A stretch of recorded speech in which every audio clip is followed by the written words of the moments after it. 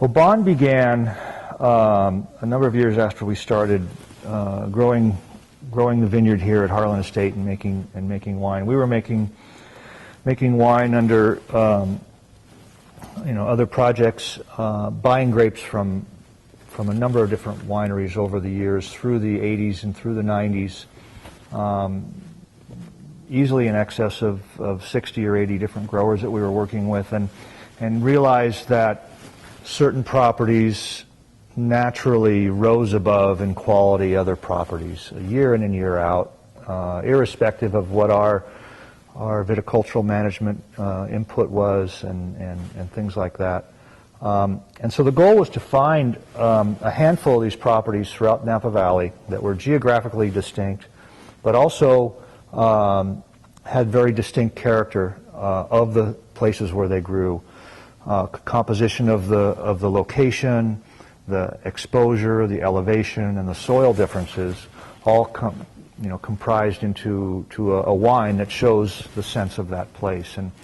And we wanted to do this in a way that these wines were all at comparable quality levels, so you could enjoy the characteristics and diverse qualities, diverse senses of what those places were like. It's a Burgundian concept in that they're very small properties. They're probably average about 9 acres in size. We've taken on the direction of the viticultural practices, even though we don't own the properties, and we want to express what that site is like, much as you would see in a Burgundy situation.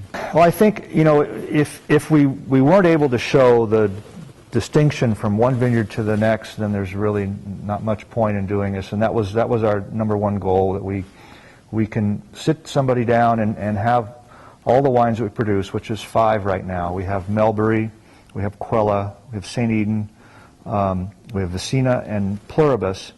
And if you can't distinguish between one and the other, then there's really not a significant reason for putting forth a separate wine like that. We really wanted to show the distinction and the differentiation of these different sites.